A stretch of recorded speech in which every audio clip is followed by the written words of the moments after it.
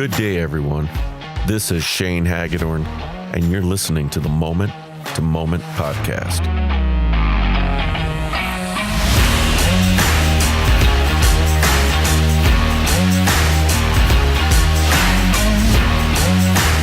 Our podcast now is available on iTunes, Spotify, Google Play, YouTube, and of course, nested at home, shanehagedorn.com/podcast.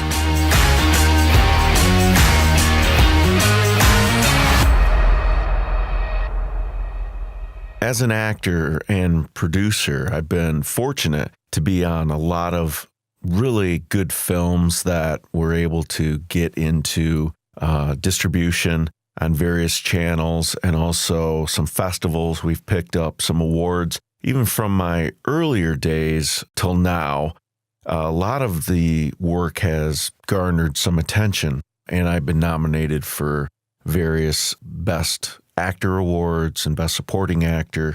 And a lot of people don't know that I also write. Many of the films that I've acted in, I didn't get credit for, but I've written some of my own dialogue through improvisation, ad-libbing, however you want to say. I do tend to work some of my own words into it. Now, some actors will do that and directors allow it. Some writer-directors may be really strict on what they want, and specifically if it's something very technical or time period, you don't want to try putting your own words into it, because you just might not get it right, get the language right, or get the technical aspects. But for the most part, many of my earlier work was a lot of improvisation and ended up working those moments with the other actor through a lot of conversation. So I'm not throwing them for a loop and, what are you doing here? You know, we've carefully kind of constructed a scene and worked the bones of the scene. That I like to say, then we find some discovery within that scene. But I also write screenplays. My first two films that I wrote, directed, The Model Father back in 2000, 2001, and as of late, Ashes of Eden, which is now available on Amazon.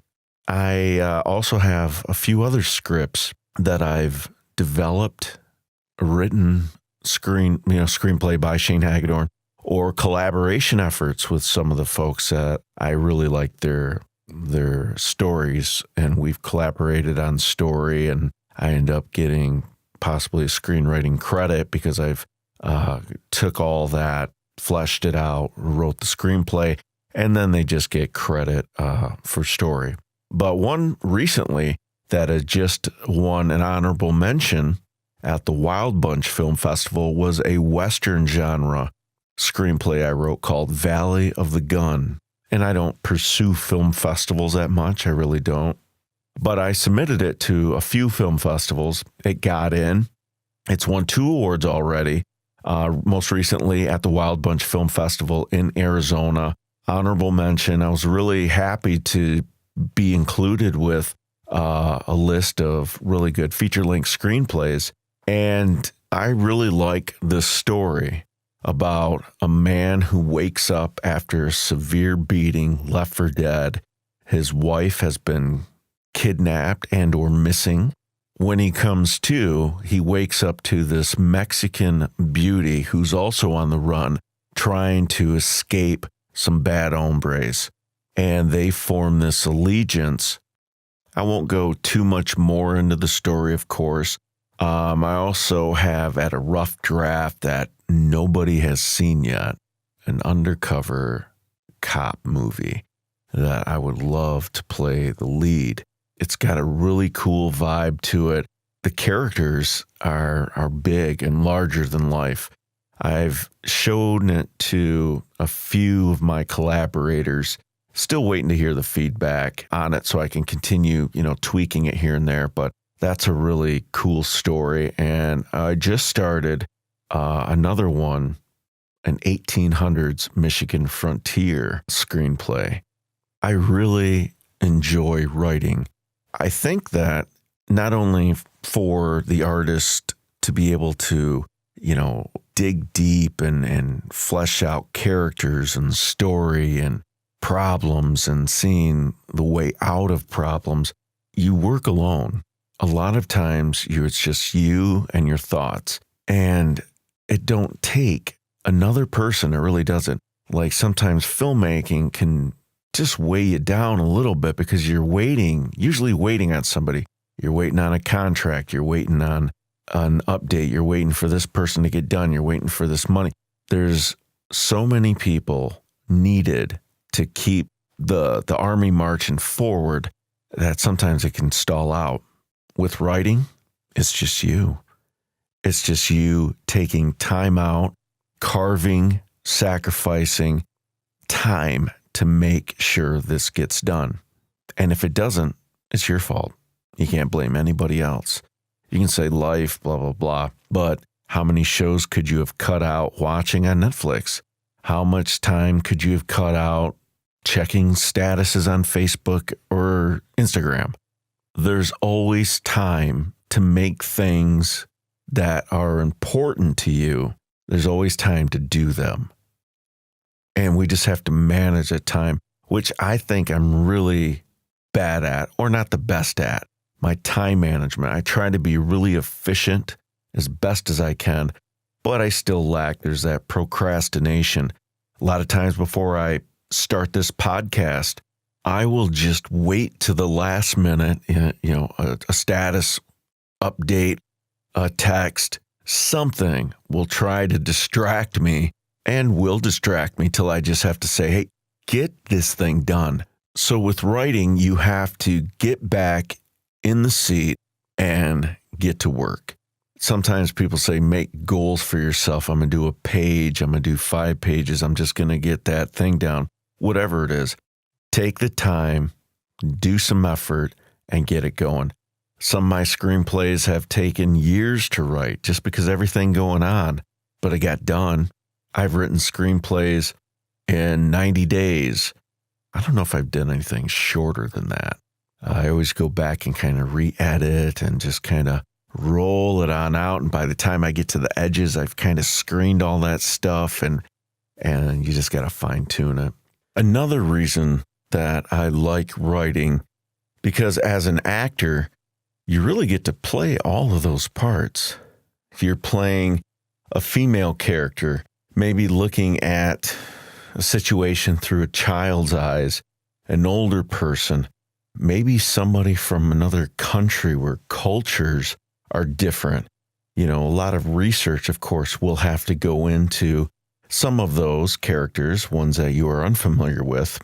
As the actor, writer, you're actually playing what they would say in those moments, that improvised dialogue. I find that really fascinating, and it doesn't come, I would say, second nature, but I'm very close to it. I'm very in tune with that. And I think one of my strongest skills as a slasher artist, being actor, writer, producer, editor, director, voiceover talent, / is improviser. I may not have one of the strongest tools of memory. Say, for instance, memorization. It takes me really a bit longer than maybe most folks to memorize a lot of dialogue, but my improv skills is sharp. I can come back with quick quips and quick responses to stimulus, whatever's in the scene happening, and keeping true to what the character would do in those instances, I think is vital for every actor, because sometimes some really beautiful discoveries may happen when you are thinking on your feet. So little acting tip is, if you haven't already, take an improv class, learn how to trust yourself and step out of that comfort zone and really go for something that seems a little scary and just try it.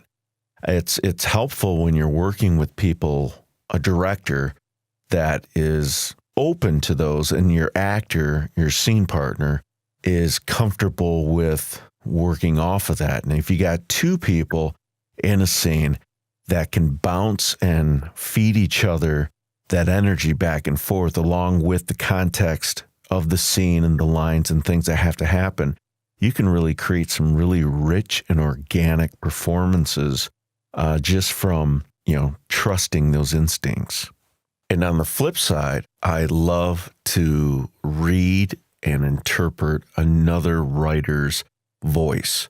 So when you're reading a screenplay, you're a character that somebody else has wrote, interpreting that.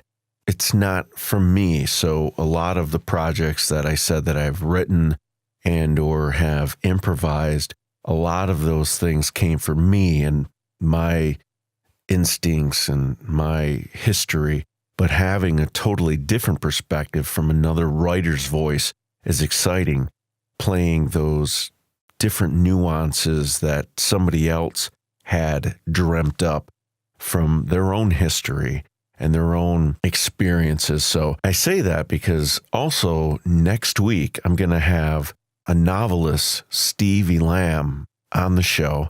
He has written a series of books, starting with this trilogy, Backslide, Pipeline, and then another one to come out, which I'm not sure of the title yet. We'll have to ask him when he comes on. Me and Steve met a few years back. He's been a fan of all the films we've made thus far and also have come out to the premieres and screenings. I think he was a Grand Rapids native now in Washington, a veteran, served his country and retired since then. And now he's started writing these really exciting books.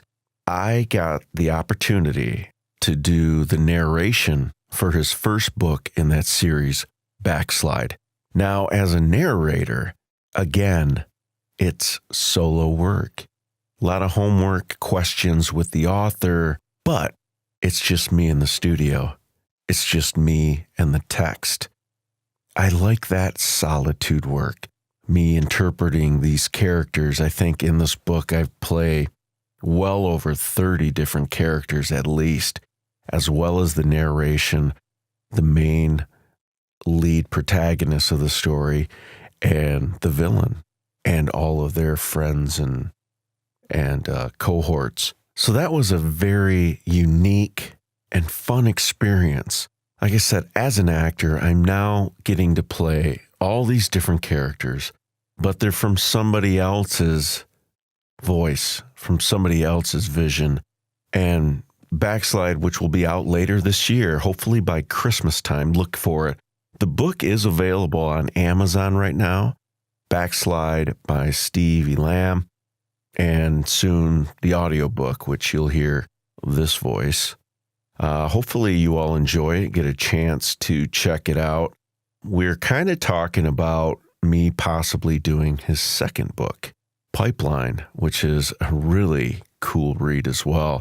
Really Michigan-based, and you'll see a lot of familiar places, people, maybe not people, they're fiction, but places and events that happen here in Michigan to native Michiganders. So check that out also on Amazon, Pipeline.